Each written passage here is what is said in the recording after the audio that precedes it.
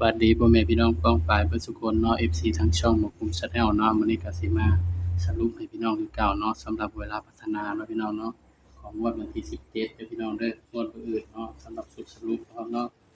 สรุปนำกันเนาะพี่น้องเนาะให้4คู่คือเก่าเนาะสำหรับสุดสรุปเนาะพี่น้องเนาะถ้าบ่เบิ่งนำกันเนาะว่าสิสรุปได้ตัวใดเนาะพี่น้องสำหรับลาวพัฒนาเนาะงวดวันที่17เนาะครับเนาะส่วนที่สรุปก็เห็นไปเลยเนาะพี่น้องเนาะให้เด่น4 5นั่นแหละเนาะพี่น้องก็ไปกันต่อเนาะพี่น้องเนาะงวดวันที่17เด้อพี่น้องเด้อบัดนี้สำหรับสุดสรุปเนาะ17ตุลา68เนาะพี่น้องเนาะนี่คือสุดสรุปเลยครับเด้อนี่สรุปลาวพัฒนาเนาะ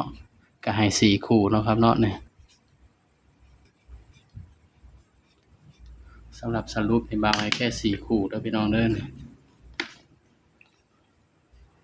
บางเทื่อก็จับเจาะเข่าเนาะบางเทื่อก็เจาะบ่เข้าคือเมื่อคืนเห็นบ่นี่เจาะบ่เข้าเนาะเด่น4 5แต่ว่ามันมา52เนาะให้51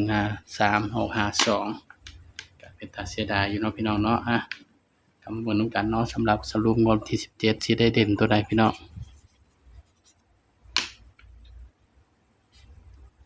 เด่นสำหรับตัวเด่นเนาะงวดวันที่17เนาะเมื่อคืนนี้52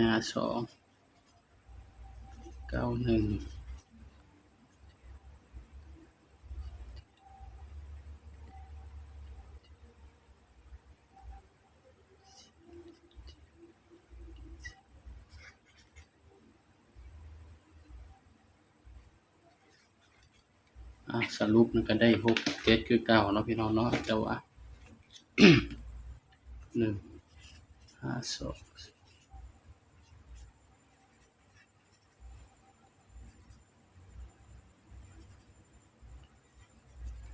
ก็ยังได้เด่น6กับ7เด้อพี่น้องเด้อสำหรับสุดสรุปเนาะพี่น้องเนาะเด่น6กับ7 6กับ7พี่น้องได้เด่น6กับ7เนาะสำหรับสุดสรุปเฮาย้ำว่าตัวเลขก็เป็นเพียงแนวทางเนาะครับเนาะมีเข้ามีหลุดเนาะพี่น้องเนาะมักก็ตามบ่มักก็เลื่อนผ่านเนาะพี่น้องเนาะบ่าวก็ให้เพื่อเป็นแนวทางเนาะสำหรับสุดสรุปเนาะพี่น้องเนาะก็มาจับคู่นำกันเนาะ61 63 65 71 73